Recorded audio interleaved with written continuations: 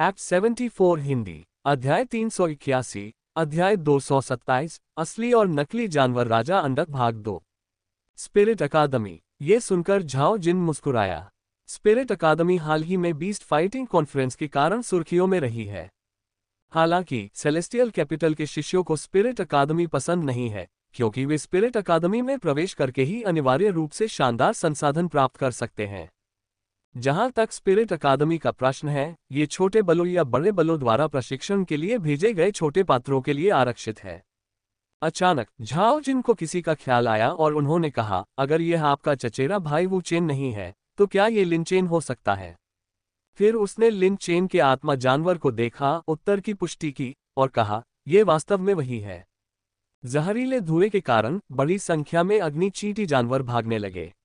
वो गुई ने तुरंत लिन चेन का इरादा समझ लिया और व्यंग्यात्मक लहजे में कहा, छोटी जगहों के लोगों की नजर वाकई बहुत संकीर्ण होती है, वे अग्नि चींटी जानवरों को भी चाहते हैं। अग्नि चींटी जानवरों को अच्छे आत्मा जानवर नहीं माना जाता है, कम से कम सेलेस्टियल कैपिटल के लोगों की नजर में। जैसे ही वो गुई जाने वाला था, झाओ जिन ने उसे रोक दिया और कहा, वह देखो। वो गुई ने देखा और उसकी पुतलियां तुरंत लालच से चमक उठी। जानवर राजा अंडा लिन चेन एक ऊंची जगह पर छिपकर देख रहा था। धुएं की तेज गंध के कारण जियाओबाई को वू गुई और बाकियों की गंध का पता नहीं चला। काफी देर तक इंतजार करने के बाद आखिरकार उसने चींटियों की रानी को आते देखा। वह अपनी पीठ पर एक स्पिरिट एग अंडा लिए हुए था, जिसे कई श्रमिक चींटियां सुरक्षित रखे हुए थीं। स्पष्टतः यह आत्मा अंडा जानवर राजा अंडा होना चाहिए। जियो होंग। लिन चेन ने दूसरे पक्ष को फायर पॉट 1 क्षेत्र में प्रवेश करने की तैयारी करते देखा और जियो होंग को तुरंत कार्रवाई करने का संकेत दिया। छोटी लोमड़ी तुरंत 5 पूंछ वाली ज्वाला लोमड़ी के रूप में परिवर्तित हो गई और एक सुपर ज्वाला बम छोड़ा। जब आधे स्टेडियम के बराबर का सुपर फायरबॉल दिखाई दिया, तो उसने झाओ जिन और वू गुई को भी चौंका दिया, जो पीले रंग के पीछे छिपे हुए थे। आखिरकार उन्होंने इतना बड़ा आग का गोला कभी नहीं देखा था, लेकिन वू गुई ने उपहास करते हुए कहा, यह दिखने में जितना अच्छा है, उससे कहीं अधिक अच्छा है। सुपर फ्लेम बम की शक्ति को कौशलों में सबसे अधिक दुर्जय माना जाता है, लेकिन वू गुई और अन्य सेलेस्टियल कैपिटल के पुत्र होने के नाते पहले ही लिन चेन को बीस्ट फाइटिंग कॉन्फ्रेंस में सुर्खियों में आते हुए देख चुके थे, जिससे लिन चेन की प्रतिष्ठा पूरे देश में फैल गई थी। बचपन से ही वे स्वयं को स्वर्ग का कृपापात्र मानते थे और जब उन्होंने लिन चेन के उन दोनों से भी अधिक महान कार्यों के बारे में सुना तो वे स्वाभाविक रूप से अप्रसन्न हो गए। अपने हृदय में वे स्वयं को श्रेष्ठ मानते थे। जब वे बात कर रहे थे, सुपर फ्लेम बम भागते हुए अग्नि चींटी जानवरों से टकराया और जोरदार धमाके के साथ फट गया। लगभग तुरंत ही चींटी रानी ने चेतावनी देते हुए प्रतिक्रिया व्यक्त की और सभी अग्नि चींटियों ने सतर्कता से चारों ओर देखा। लिन चेन ने इस अवसर का लाभ उठाते हुए जियाओबाई से कहा, जियाओबाई जाओ। जियाओबाई तुरंत कोई स्पिरिट बीस्ट में परिवर्तित हो गया। लगभग तुरंत ही T4 बारबेरिक ब्लडलाइन को सक्रिय कर दिया और अविश्वसनीय गति के साथ चींटी रानी की ओर बढ़ गया। उसी समय बड़े सफेद भालू ने छोटी लोमड़ी को पेड़ों पर फेंक दिया। जैसे ही छोटी लोमड़ी संभली, उसने हॉट बर्निंग फायर कंट्रोल को सक्रिय कर दिया।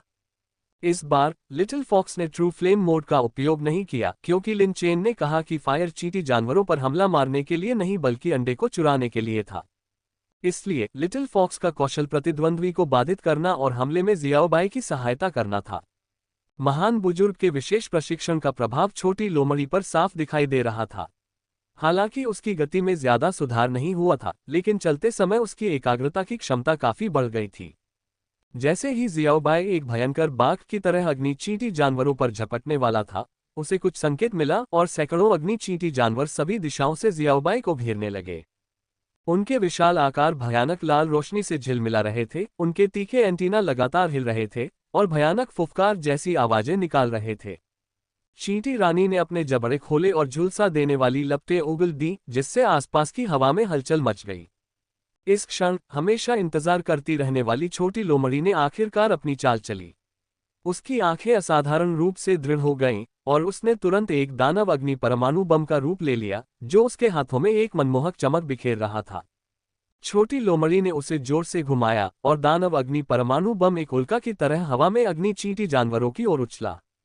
धमाका। जब दानव अग्नि परमाणु बम जमीन पर गिरा तो एक छोटा मशरूम बादल फट गया, जिसके शक्तिशाली आघात ने आसपास के अग्नि चींटी जानवरों को हवा में उछाल दिया। अनगिनत अग्नि चींटी जानवर इसके अंदर फंस गए और पीड़ा से चीखने लगे। यद्यपि यह शक्ति उन्हें मारने के लिए पर्याप्त नहीं थी, लेकिन इसने सभी को गंभीर चोटें पहुंचाईं, जिससे उनकी गति काफी धीमी हो गई। दूर से इस दिल दहला देने वाले अग्नि नियंत्रण दृश्य को देखकर वू गुई और झाओ जिन की आंखें चौड़ी हो गईं और वे चुपके से जोर से निगल रहे थे। उनकी पुतलियों में लालच से भरी छोटी लोमड़ी की आकृति झलक रही थी। ये हृदय दहला देने वाला अग्नि नियंत्रण था। उनका तो कहना ही क्या, यहाँ तक कि उन प्रमुख व्यक्तियों की भी इच्छा थी कि उनके आत्मिक जानवरों में भी ऐसा दिव्य कौशल हो। वो गुई को लिन चेन की योजना समझ में आ गई और उसने झाओ जिन से कहा, मेरे पीछे आओ। उसी समय जियाओबाई ने पीछे के अग्नि चींटी जानवरों की ओर सीधे हमला किया, ये जानते हुए कि चींटी रानी स्तर 40 पर कोई आसान नहीं थी। जैसे ही उसने जियाओबाई को हमला करते देखा, उसने तुरंत अपने पीछे अंडे की रक्षा की, जबकि उसके मुंह से एक काले लाल ज्वाला ऊर्जा गेंद को उगल दिया। जियाओबाई को लिन चेन की चेतावनी याद आ गई कि लौ जहरीली थी। इसने तेजी से आयरन हॉर्न इम्पैक्ट का उपयोग करते हुए अपना अगला खुर उठाया। आत्मा को शांत करने वाला खुर, ब्रह्म आत्मा। जैसे ही इल्यूशन स्पिरिट ने चींटी रानी को छुआ, वह अचेत हो गई। जियाओबाई ने आयरन हॉर्न इम्पैक्ट का इस्तेमाल करके चींटी रानी को दूर धकेल दिया और अंडे को अपने मुंह में दबा लिया। बिना रुके तेजी से नीचे उतरा, यहां तक कि लिन चेन और बाकियों की ओर तेजी से बढ़ा। ये देखकर लिन चेन बहुत खुश हुआ और छोटी लोमड़ी और अन्य लोगों की ओर मुड़कर बोला, भागो। बड़े सफेद भालू ने छोटी लोमड़ी को पकड़ लिया और दो आत्मिक जानवरों के साथ मिलकर वे भाग निकले। जियाओबाई द्वारा दूर धकेल दिए जाने के बाद अग्नि चींटी रानी ने हवा में एक चाप बनाया और जमीन पर जोर से गिर गई। हालांकि वह जल्दी ही होश में आ गया और गुस्से से दहाड़ने लगा। उसकी आवाज से जमीन थोड़ी हिल गई। उसकी मिश्रित आंखें भयंकर रूप से चमक रही थीं। जियाओबाई को अपना अंडा ले जाते हुए देख रही थी। उसका क्रोध चरम पर पहुंच गया था। एक शक्तिशाली किक के साथ यह एक काले तोप के गोले की तरह जियाओबाई की ओर बढ़ा। उसके पीछे अग्नि चींटी सैनिकों का एक झुंड काली लहर की तरह घना था। जियाओबाई अपने मुंह में अंडा लिए पूरी ताकत से दौड़ा। उसका फर हवा में लहरा रहा था। कभी कभी वह पीछा कर रही चींटी रानी और झुंड पर एक नजर डाल रहा था। वे अग्निकुंड वन में भागे, जहां लिन चेन ने रास्ता अच्छी तरह से तैयार कर रखा था। उसने कई बार पीछे मुड़कर देखा और पाया कि पीछा करने वाले पीछे छूट रहे थे। वह राहत की सांस लेने ही वाला था कि अचानक जियाओबाई ने रंभाना शुरू कर दिया। लिन चेन की पुतलियां सिकुड़ गईं और तभी एक उपहासपूर्ण हंसी गूंज उठी। तुम जरूर लिन चेन होगे, वाकई बहुत होशियार। आग चींटियों के झुंड से छीनने की हिम्मत। सबसे पहले हम तुम्हारा शुक्रिया अदा करते हैं। जैसे ही आवाज गिरी, झाओ जिन और वू गुई एक साथ प्रकट हुए। लिन चेन ने दोनों की ओर देखा, तुरंत समझ गया, फुसफुसाया, उम्मीद नहीं थी कि गौरैया द्वारा पीछा किया जाने वाला मेंटिस होगा। ये सुनकर वू गुई और झाओ जिन जोर से हंसे और झाओ जिन ने कहा, अंडा सौंप दो। दोनों आश्वस्त थे। उन्हें नहीं लग रहा था कि लिन चेन उनका सामना कर पाएगा। इस समय लिन चेन ने पीछे मुड़कर देखा और अग्नि चींटियों को फिर से पास आते देखा। उन्होंने कुछ देर सोचा और आश्चर्य से कहा, यदि आप इसे चाहते हैं तो आप इसे प्राप्त कर सकते हैं। जियाओबाई और तीन आत्मा जानवर यह सुनकर चौंक गए। वे सभी तैयार थे, लिन चेन के आदेश पर लड़ने के लिए तैयार थे। कभी नहीं सोचा था कि लिन चेन इसे दे देगा। यह उस लिन चेन जैसा नहीं लग रहा था जिसे वे जानते थे, लेकिन लिन चेन ने वैसा ही किया। वो गुई और झाओ जिन की चकित आंखों में अंडे को जमीन पर फेंक दिया। फिर जियाओबाई और अन्य लोगों को जल्दी से वहां से चले जाने का इशारा किया। क्या ऐसा हो सकता है कि हमें अभी अभी यह मिला हो? वो गुई और झाओ जिन अविश्वास में थे। इससे पहले जब उन्होंने सुना कि लिन चेन ने अकेले ही यूलान साम्राज्य के दो स्वामियों को हरा दिया है, तो वे लिन चेन को चुनौती देने के लिए तैयार थे। अप्रत्याशित रूप से, बस यही लगता है भाग्य ने भी इसमें भूमिका निभाई। हीरो ज्यादा काय जैसा। दोनों ने तुरंत ही अंडे को पकड़ लिया और खूब मजाक किया। लिन चेन ने उन्हें अनदेखा किया और चले गए। जब वो गुई और झाओ जिन कुछ और कहना चाहते थे, तो उन्होंने अग्नि चींटियों के झुंड को हमला करते देखा और बिना सोचे समझे भाग गए। मुंह अंडे के बिना जियाओबाई और बाकी लोग उनका पीछा नहीं करते। हालांकि वे ऐसा करने को तैयार नहीं थे, क्योंकि उनकी योजनाबद्ध कोशिशों में डकैती के कारण बाधा पड़ रही थी। जियाओबाई को पहले कभी ऐसी शिकायतों का सामना नहीं करना पड़ा था। लिन चेन ने ये सुना और हंसते हुए कहा, यह अच्छा है कि हमें लूट लिया गया। तीनों आत्मिक जानवर असमंजस में पड़ गए। लिन चेन ने आगे कहा, अगर उन्होंने हमें नहीं रोका होता तो शायद मुझे पता ही नहीं चलता। बात समाप्त करते हुए लिन चेन मुस्कुराया और जियाओबाई और अन्य लोगों को दूसरे मार्ग पर वापस ले गया और कहा, वह अंडा नकली था, चींटी रानी ने हमारा पीछा नहीं किया, हम धोखा खा गए। चींटी रानी के साथ एक सौदा, अमर श्रेणी का आत्मा अंडा। एक अलग रास्ते से लौटते हुए लिन चेन अपने पिछले चींटी के बिल को फिर से देख सकता था, और इस समय अग्नि चींटी जानवर एक चाल की योजना बना रहे थे। ये स्थान उजागर हो चुका है, इसलिए स्वाभाविक रूप से वे अब यहाँ नहीं रह सकते। उनके लिए घर का पुनर्निर्माण करना बहुत आसान काम है। लिन चेन और उसके साथी दूरी में छिप गए और उन्होंने देखा कि चींटी रानी झुंड के बीच में मजबूती से सुरक्षित थी। उसकी पीठ पर एक सुनहरा अंडा था, जो सफेद अंडे से पूरी तरह अलग था जिसे लिन चेन ने पहले लिया था। जियाओबाई और अन्य दो ने लिन चेन को प्रशंसा से देखा, जबकि बिग व्हाइट बेयर, जो आमतौर पर सोचना नापसंद करता था, सीधे दहाड़ते हुए लिन चेन से पूछा कि उसने इसकी खोज कैसे की। चींटी रानी जानवर राजा का अंडा पैदा करना चाहती है, जो बेहद मुश्किल है। जब वह घायल नहीं थी तो उसे अपना पीछा जारी रखना चाहिए था। लिन चेन ने कहा, इसके अलावा मुझे लगा था कि जब हमने उसे पहले पकड़ा था तो ये बहुत आसान था। बोलते हुए लिन चेन ने उन्हें अपनी पिछली चाल दोहराने का इशारा किया। छोटी लोमड़ी फिर से ऊपर गई और एक दानव आग परमाणु बम फेंक दिया। जैसे ही दानव अग्नि परमाणु बम प्रकट हुआ, चींटी रानी तुरंत चौंकी हुई खरगोश की तरह सतर्क हो गई। जियाओबाई को एक बार फिर प्रकट होते देख उसने सीधे श्रमिक चींटियों को सुनहरे अंडे की रक्षा करने का आदेश दिया। उसी समय कई फायर एंड ग्रैंड कमांडर आगे बढ़े, लेकिन वे जियाओबाई के सामने कोई मुकाबला नहीं कर सके। जियाओबाई ने सीधे तौर पर टियर 4 बारबेरिक ब्लडलाइन का इस्तेमाल किया, एक तेज लड़ाई की तैयारी की। लिन चेन ने भी पीछे से एक मानसिक संदेश भेजा, यदि संभव हो तो उन्हें मारने की कोशिश न करें। जियाओबाई ने जवाब दिया, ये समझ में आ गया कि अग्नि चींटी जानवर सामाजिक प्राणी है, उन्हें बहुत अधिक क्रोधित करना परेशानी का कारण बन सकता है। लगभग तुरंत ही कई ग्रैंड कमांडर जियाओबाई द्वारा गंभीर रूप से घायल हो गए और जमीन पर गिर गए, जबकि जियाओबाई चींटी रानी की ओर बढ़ गया। चींटी रानी दहाड़ने लगी, मुंह से काली लपटें निकलने लगीं और अंततः मानव आकार से वयस्क बैल के आकार में परिवर्तित हो गई। उसने अपना मुंह खोला और बार बार जहर उगला। ये है इसका कौशल, अग्नि विष इंजेक्शन। जियाओबाई ने तुरंत बचाव किया और चींटी रानी ने एक बार फिर अपना कौशल सक्रिय कर दिया। उसके 6 पैर फड़कने लगे और उसकी आंखों से 2 काली किरणें तेजी से जियाओबाई पर निकल पड़ीं। ये चींटी रानी का विशेष कौशल है, आग का जहर शॉट। काली किरणें जहरीली धुंध में घुस गईं और लिन चेन की पुतलियां इस डर से सिकुड़ गईं कि जियाओबाई को पता न चल जाए, लेकिन चेतावनी देने में पहले ही बहुत देर हो चुकी थी। फिर भी लिन चेन को जल्द ही एहसास हो गया कि उसकी चिंता बेबुनियाद थी। हालांकि जहरीले धुंध ने आग के जहर की धार को छिपा दिया था, जियाओबाई खतरे से अच्छी तरह वाकिफ थी और उसने सुरक्षित दूरी बनाए रखी। सावधानी बरतने के लिए हजार छाया एकीकरण पर भरोसा करते हुए ये दूर रहते हुए दहाड़ता रहा। अचानक दृश्य बदल गया, शून्य में एक राक्षस बैल कहीं से प्रकट हुआ। ये वास्तव में जियाओबाई का 5वां कौशल था, दानव बैल उपस्थिति।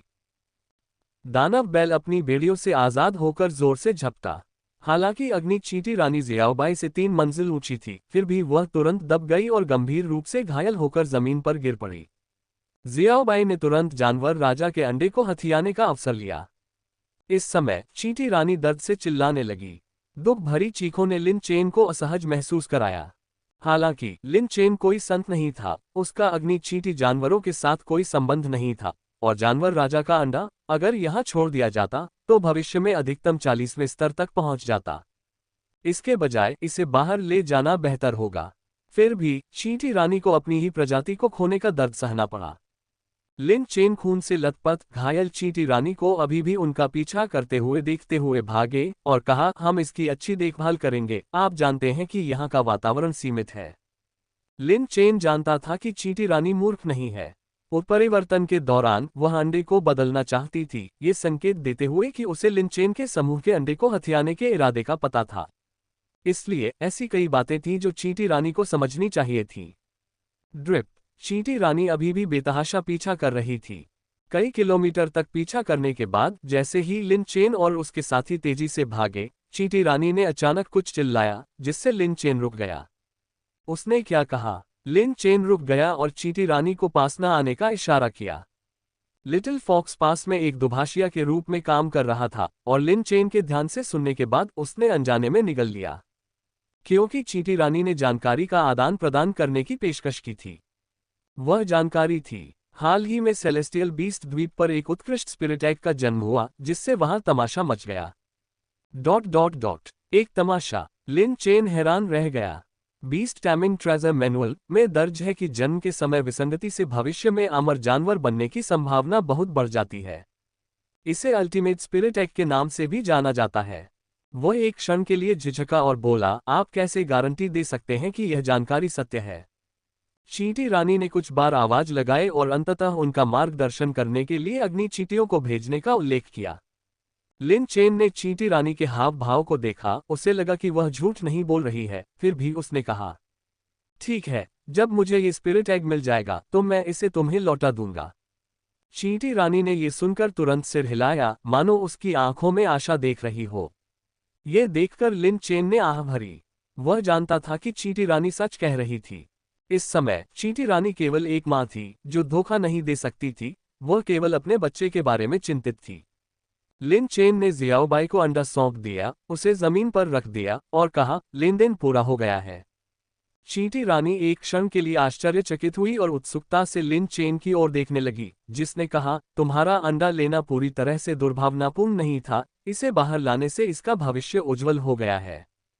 चींटी रानी अब यह नहीं सुन रही थी और उसने तुरंत अपने घायल पैर को घसीटा, दौड़ी और जानवर राजा के अंडे को पकड़ लिया। लिन चेन और उसके साथियों के प्रति आभार व्यक्त किया। फिर उसने निर्णायक रूप से एक अग्नि चींटी को आगे भेजा, जिससे लिन चेन को संकेत मिला कि वह उन्हें गंतव्य तक ले जा सकती है। चींटी रानी के साथ एक सौदा, अमर श्रेणी का आत्मा अंडक भाग 2। लिन चेन ने सिर हिलाया और फिर चींटी रानी ने कृतज्ञतापूर्वक उनकी ओर कुछ बार चिल्लाया, ये संकेत देते हुए कि यदि आवश्यकता हो तो वे उसकी मदद ले सकते हैं। अंततः चींटी रानी ने एक अग्नि चींटी को पीछे छोड़ दिया और शेष अग्नि चींटी जंतुओं को भव्य प्रस्थान पर ले गई। एक बार जब वे चले गए तो लिन चेन ने तुरंत अग्नि चींटी जानवर को रास्ता दिखाने के लिए कहा। अग्नि चींटी जानवर राजा अंडा वास्तव में प्रभावशाली है, लेकिन लिन चेन मूल रूप से झांग सुकिंग को इसे खोजने में मदद करना चाहता था। अब हालांकि चींटी रानी ने उसे बताया कि यहाँ एक अमर श्रेणी का आत्मा अंडा हो सकता है, इसलिए लिन चेन स्वाभाविक रूप से इसे जब्त करना चाहता था। आखिरकार चूंकि वह पहले से ही यहाँ था और महान बुजुर्ग और द्वीप संरक्षक आत्मा जानवर की निगरानी में उसके जीवन को कोई खतरा नहीं था, लिन चेन को लगा कि यह सौदा काफी फायदेमंद था। अग्नि चींटी आगे चल रही थी, लिन चेन और उसके साथी उसके पीछे चल रहे थे, लेकिन जल्द ही उन्हें युद्ध की आवाजें सुनाई देने लगीं। जब वे नजदीक गए और देखा तो दंग रह गए, क्योंकि उन्होंने पाया कि यह वो गुई और झाओ जिन थे जो लड़ रहे थे। इन दोनों को स्पष्टतः अग्नि चींटी जानवरों द्वारा पीछा किया गया था और अब वे भयंकर युद्ध में थे। ये तो मानना ही पड़ेगा कि उनके पास 4 या 50 अग्नि चींटी जानवरों का सामना करने के लिए कुछ कौशल थे। अरे फिर मिलेंगे, लिन चेन ने अचानक बात की, जिससे वो गुई और झाओ जिन अचंभित रह गए। जब वे आवाज की ओर मुड़े और देखा कि यह लिन चेन था, तो उनके चेहरे के भाव तुरंत कोयले की तरह काले हो गए। लेकिन अगले ही पल उनके चेहरे पर और भी अधिक भय का भाव आ गया, क्योंकि उन्हें पता चला कि लिन चेन अग्नि चींटी जानवरों के झुंड के भीतर से बाहर निकल आया था। आप सब, वो गुई और उसके समूह ने लिन चेन को अविश्वास से देखा। अग्नि चींटी जानवर उसे क्यों नहीं काट रहे थे? ... उत्सुक, लिन चेन ने मुस्कुराते हुए कहा। वो गुई और झाओ जिन को कुछ समझ में आया। झाओ जिन ने कहा, यदि आप चींटी रानी को आत्मा अंडे को पुनः प्राप्त करने में मदद करना चाहते हैं, तो आपको पहले हमें हराना होगा। ये सुनकर लिन चेन और अन्य लोगों के मुंह के कोने फड़क उठे। जियाओबाई और 3 आत्मा जानवर उन्हें सहानुभूतिपूर्वक देख रहे थे। वे अब भी यही सोचते थे कि उनके हाथ में जो आत्मा पशु का अंडा था वह असली था। जियाओबाई और कंपनी ने राहत और गर्व महसूस किया। उनकी तुलना में उनके बीस्ट मास्टर का दिमाग कहीं अधिक श्रेष्ठ था, लगभग धोखेबाज जैसा। लिन चेन ने उनकी बातों का कोई जवाब नहीं दिया, बल्कि पास में मौजूद अग्नि चींटी जानवर से कहा, मैं उन्हें सजा देने में तुम्हारी मदद करूंगा। तुम चींटी रानी को मेरे योगदान के बारे में बताओ। अग्नि चींटी जानवर अपने इतने सारे रिश्तेदारों को दूसरे पक्ष द्वारा घायल होते देख स्वाभाविक रूप से क्रोधित हो गया और साथ ही लिन चेन को कृतज्ञता से देखा। इसके बाद लिन चेन ने हाथ हिलाकर शियाओबाई और शियाओ होन को आगे आने का संकेत दिया। बड़ा सफेद भालू भी इसमें शामिल होना चाहता था, लेकिन अपनी कमजोर ताकत के कारण वह स्वाभाविक रूप से भाग नहीं ले सका। ये देखकर वू गुई और झाओ जिन दोनों क्रोधित और प्रसन्न हुए और बोले, लिन चेन, तुम अपने आप को क्या समझते हो? क्या तुमने भाग्य पर भरोसा करके विदेशी देश के कुछ लोगों को नहीं हराया था और अब तुम सोचते हो कि तुम अजेय हो? लिन चेन ने अपनी उंगलियां चटकाते हुए जियाओबाई और कंपनी को आगे बढ़ने का संकेत दिया और कहा, ये भाग्य है या नहीं, यह आपको जल्द ही पता चल जाएगा। जैसे ही उन्होंने यह बात कही, जियाओबाई और जियाओ होंग में अचानक परिवर्तन आ गया। उनके प्रतिद्वंद्वियों का स्पिरिट बीस्ट स्तर जियाओबाई और जियाओ होंग जितना भी ऊंचा नहीं था, इसलिए लिन चेन ने उन्हें बिल्कुल भी योग्य प्रतिद्वंद्वी नहीं माना। जियाओबाई और जियाओ होंग दोनों नन्हे मुन्ने तुरंत हरकत में आ गए। एक ने दानव सांड का रूप धारण कर लिया और दूसरा सीधे सच्ची ज्वाला की स्थिति में पहुंच गया। जियाओबाई ने बढ़त बना ली, एक लेवल 36 और एक लेवल 35 के स्पिरिट बीस्ट का सामना किया। जैसे ही वह दानव बैल के रूप में प्रकट हुआ, दोनों स्पिरिट बीस्टों में लड़ने की इच्छा पूरी तरह से खत्म हो गई। हालांकि दानव बैल का हमला पहले से ही उन पर था और आभा और शक्ति ने पहले से ही दो आत्मिक जानवरों को मौत की सांस का एहसास करा दिया था। उसी समय लिटिल फॉक्स का ट्रू फायर न्यूक्लियर बम भी बाहर फेंक दिया गया, जिससे दोनों प्रतिद्वंद्वी स्पिरिट बीस्ट एक ज्वलंत तूफान में घिर गए। इस समय वू गुई और झाओ जिन ने अपने आत्मिक जानवरों की मदद के लिए पुकार को महसूस किया, तभी उन्हें इस बात का एहसास हुआ। ये लिन चेन, जो कि बीस्ट फाइटिंग कॉन्फ्रेंस जैसी जगह पर एक साथ दो से लड़ने में सक्षम था, स्पष्ट रूप से कोई आसान प्रतिद्वंद्वी नहीं था। वू गुई ने तुरंत प्रतिक्रिया व्यक्त की और चिल्लाया, सर, हमें बचाइए। लगभग तुरंत ही स्थानिक विकृति की एक लहर प्रकट हुई, जिसके बाद ट्रू फायर न्यूक्लियर बम और डैमन बुल अपीयरेंस को निगल लिया गया। इसके तुरंत बाद एक मध्यम आयु वर्ग का व्यक्ति कहीं से प्रकट हुआ, जो डूबे पवेलियन टीम का नेता था, जिसका नाम गुओ हुआ था। गुओ हुआ स्वाभाविक रूप से अपने आप ऐसा करने में सक्षम नहीं था। उसने वहां टेलीपोर्ट करने के लिए द्वीप संरक्षक आत्मा जानवर पर भरोसा किया। जब गुओ हुआ प्रकट हुआ तो उसने लिन चेन की ओर देखा और कहा, लिन, बस बहुत हो गया। लिन चेन ने कुछ नहीं कहा, बस गुओ हुआ को घूरता रहा। वह डर नहीं रहा था। सबसे बुरी स्थिति में वह महान बुजुर्ग को भी बुला लेगा। ये देखकर कि गुओ हुआ में ज्यादा शत्रुता नहीं थी, उसने कहा, कुत्तों ने काट लिया था, बस उन्हें थोड़ा अनुशासित करना चाहता था, मारने की योजना नहीं थी। गुओ हुआ ने अपने माथे से पसीना पोंछा। यदि द्वीप संरक्षक आत्मा जानवर का हस्तक्षेप न होता तो उनके पक्ष के वे 4 आत्मा जानवर निश्चित रूप से नष्ट हो गए होते। इस वर्ष के बीस्ट फाइटिंग सम्मेलन को सबसे शक्तिशाली, निश्चित रूप से तुलना से परे भयानक माना गया है। स्पिरिट अकादमी ने वास्तव में एक प्रतिभा का उत्पादन किया। इसमें कोई आश्चर्य नहीं कि ह्यूक्शियू उस पर बारीकी से नजर रख रहा था। ऐसा कहकर लिन चेन ने अग्नि चींटी जानवरों को जाने दिया और अंततः गुओ हुआ की ओर अपने हाथ बढ़ाए और चला गया। लिन चेन को सम्मान देते देख गुओ हुआ ने भी थोड़ा सिर हिलाया। लिन चेन के चले जाने के बाद वू गुई और झाओ जिन ने अपने जीवित बचे होने का जश्न मनाना भी शुरू नहीं किया था कि वे जानवर राजा अंडे के लिए लड़ने लगे। ये सुनकर गुओ हुआ ने सीधे तौर पर उपहास किया, क्या तुम दोनों सचमुच इतने मूर्ख हो या सिर्फ दिखावा कर रहे हो? दोनों स्तब्ध रह गए और उनकी भौहें सिकुड़ गईं। यद्यपि गुओ हुआ डूबे पवेलियन के लिए काम करता था और उसकी हैसियत कम नहीं थी, फिर भी उन दोनों का समर्थन करने वाले परिवारों को गुओ हुआ नाराज नहीं कर सकता था। जब वे नाराजगी व्यक्त करने वाले थे तो गुओ हुआ ने ठंडे स्वर में कहा, लिन चेन ने इसके लिए पूछा भी नहीं था, इसलिए आप जानते हैं कि यह अंडा नकली है। क्या आप वास्तव में सोचते हैं कि लिन चेन एक अच्छा व्यक्ति है? तभी दोनों को एहसास हुआ और उन्होंने अपने हाथों में अंडे को देखा और याद किया कि कैसे 1 घंटे तक उनका पीछा किया गया था और वे खुशी से उसे पकड़े हुए थे। चींटी रानी से निपटना, अमर श्रेणी का आत्मा अंडक भाग 3। तो क्या उनके साथ हमेशा से खेला गया है?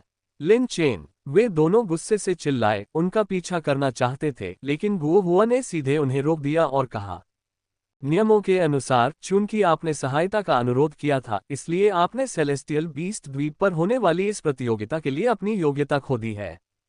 दोनों दंग रह गए और जब उन्हें ये नियम याद आया तो उनका गुस्सा और भी बढ़ गया। ऐसा लग रहा था जैसे वो बुई बहुत समय से लाड़ प्यार में पला बड़ा युवा स्वामी था, और वह गुस्से से भड़क उठा और बोला, अगर मैंने मना कर दिया तो क्या होगा? ये सुनकर गुओ हुआ ने ठंडे स्वर में कहा, मैं तुम्हें रोकने के लिए नहीं बल्कि चेतावनी देने के लिए यहाँ हूँ। ये नियम न तो मेरे द्वारा निर्धारित किए गए हैं और न ही मेरे द्वारा लागू किए गए हैं। ये सुनकर दोनों मानो स्वप्न से जाग उठे। द्वीप संरक्षक जानवर समय रहते उन्हें बचाने में सक्षम था तथा स्वाभाविक रूप से उन पर लगातार नजर रख रहा था। वे नियमों के सच्चे प्रवर्तक हैं। ये दिव्य पशु द्वीप एक अविश्वसनीय रूप से जटिल स्थान है और उनके परिवार मिलकर भी इसकी सतह को खरोंच नहीं सकते थे। लिन चेन है ना, मैं इसे याद रखूंगा। यद्यपि दोनों क्रोध से जल रहे थे, फिर भी वे केवल बड़बड़ा ही सकते थे। सेलेस्टियल बीस्ट द्वीप पर एक घर में यूक शियू और झांग जिन शतरंज खेल रहे थे और चाय पी रहे थे। गुओ हुआ को अंदर आते देख झांग जिन ने कहा, भगवान गुओ, चाय पीते हुए आपको कैसे बुलाया गया? इसका जिक्र मत करो। गुओ हुआ ने यूक शियू की ओर देखा और घटना का वर्णन किया। सुनने के बाद यूक शियू को कुछ गर्व महसूस हुआ। इस लिन चेन ने एक बार फिर उसे गौरवान्वित किया।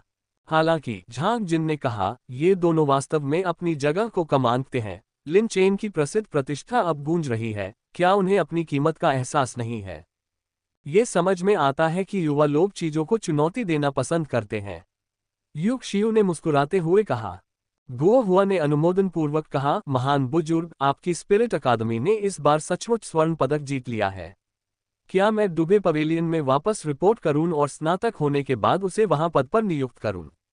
यूक शियू ये सुनकर तुरंत नाराज हो गया और बोला, लिन चेन ने वृक्ष पूर्वज की सच्ची शिक्षाएं प्राप्त की हैं और वह पहले से ही स्पिरिट अकादमी का एक बुजुर्ग है। आप जानते हैं, स्पिरिट अकादमी कभी भी दुबे मंडप के मामलों में हस्तक्षेप नहीं करती है।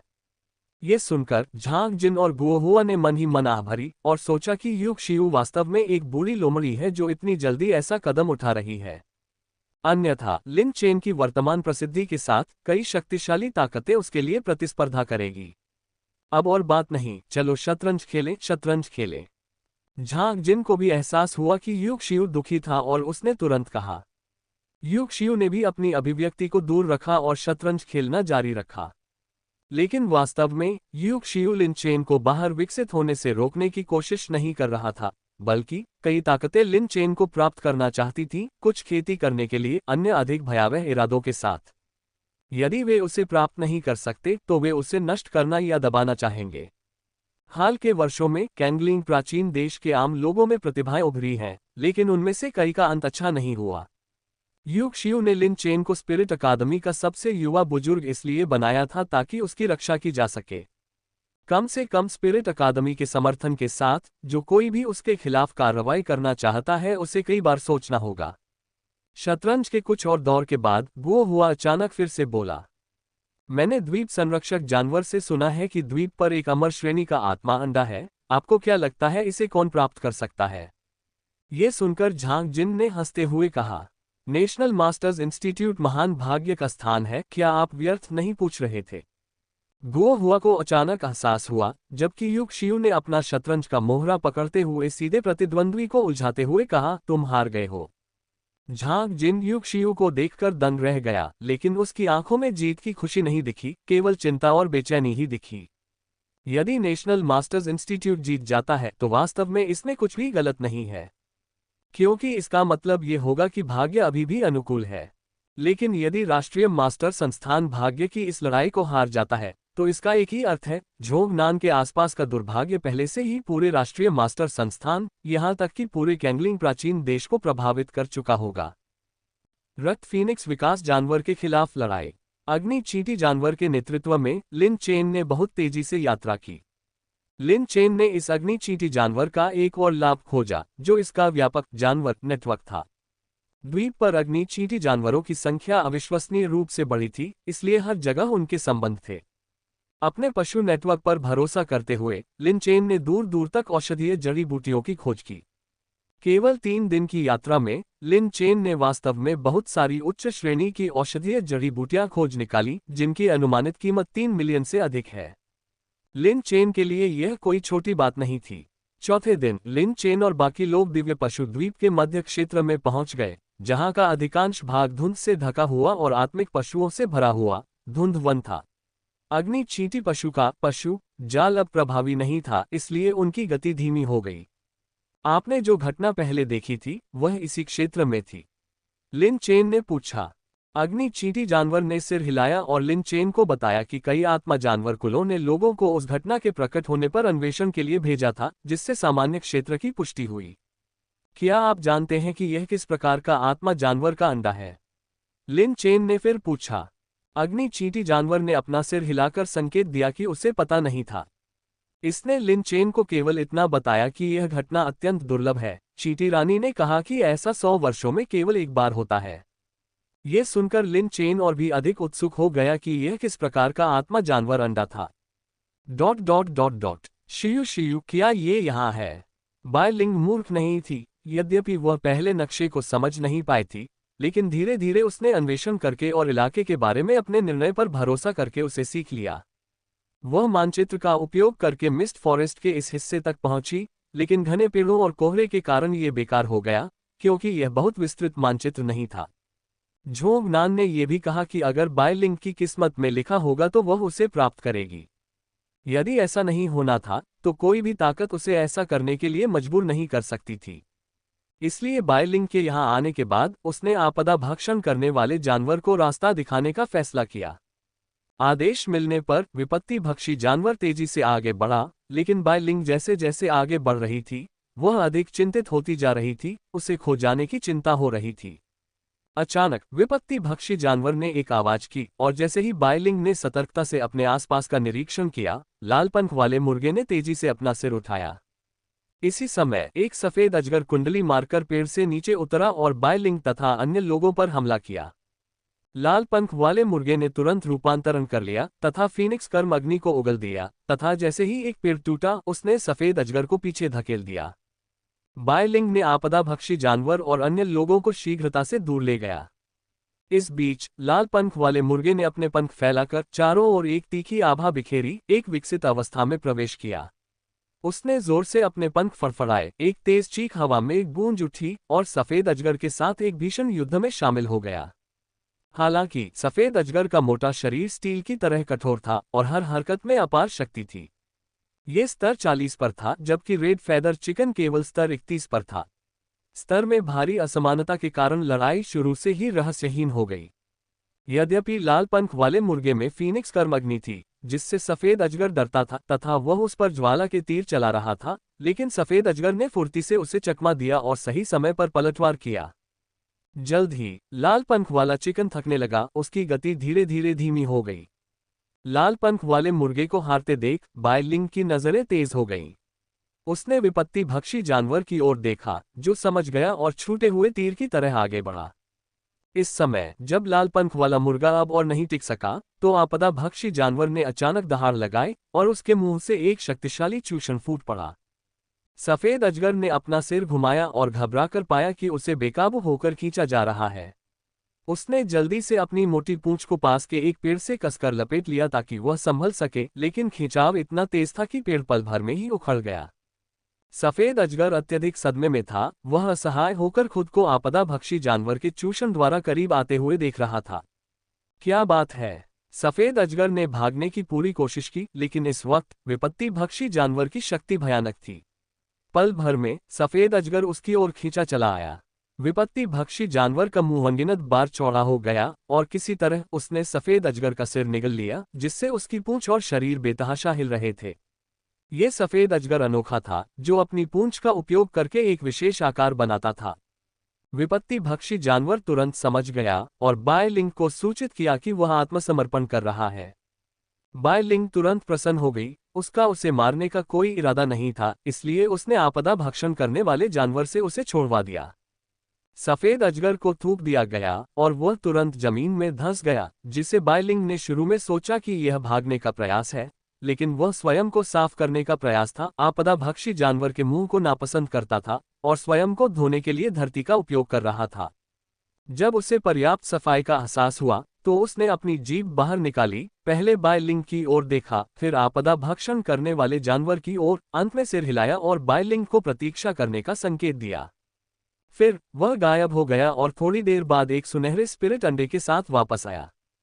बायलिंग कुछ हद तक अचंभित थी, वह मूर्ख नहीं थी और उसने पहचान लिया कि यह सुनहरा आत्मा अंडा अलग था, संभवतः वह आत्मा अंडा जिसका उल्लेख जोंगनान ने किया था। लेकिन क्या यह सचमुच इतना सरल था? सफेद अजगर ने बायलिंग की उलझन देखी और समझाया कि यह वास्तविक माता पिता नहीं थे। इसकी माँ बच्चे को जन्म देते समय मर गई थी और इसे इसकी देखभाल में छोड़ गई थी। उसे आशा थी कि बायलिंग उसके बड़े होने पर उसकी देखभाल करेगा। बायलिंग ने हिचकिचाते हुए इसे स्वीकार कर लिया। सफेद अजगर की ओर सिर हिलाया और कहा, सांप, मैं ऐसा करूंगा। सफेद अजगर ने सिर हिलाया, वापस पेड़ पर चढ़ गया और कहीं गायब हो गया। बायलिंग आत्मा अंडे को जानवर वश में करने वाले स्थान में डालने ही वाला था कि पीछे से एक आवाज आई। बायलिंग, ऐसा लगता है कि तुम्हारा भाग्य सचमुच प्रबल है। संपर्क टॉस, संपर्क टॉस, संपर्क टॉस।